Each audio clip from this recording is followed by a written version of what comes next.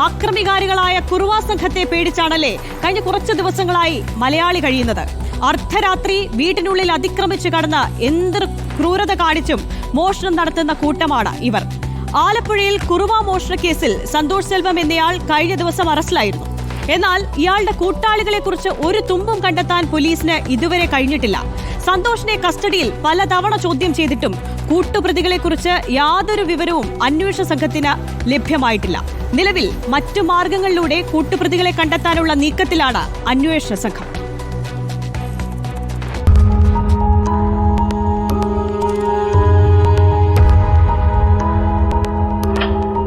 കുറുവ മോഷണ സംഘത്തിലെ കൂട്ടുപ്രതികളെക്കുറിച്ച് വിവരം നൽകാതെ പോലീസിനെ വട്ടം കറക്കുകയാണ് സന്തോഷ് സെൽവം.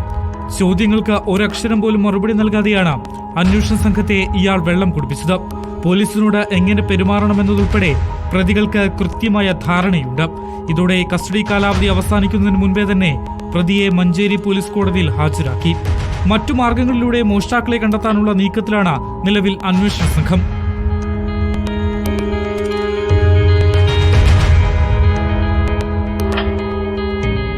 കേസിൽ ആകെ കണ്ടെത്താൻ കഴിഞ്ഞത് മോഷണ സമയത്ത് സന്തോഷ് ഉപയോഗിച്ച അടിവസ്ത്രവും തോർത്തും മാത്രമാണ്.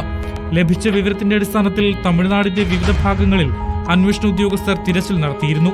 സന്തോഷിന്റെ ഫോൺ കോളുകൾ കേന്ദ്രീകരിച്ചും അന്വേഷണം നടത്തിയെങ്കിലും ആരെയും കണ്ടെത്താൻ കഴിഞ്ഞില്ല.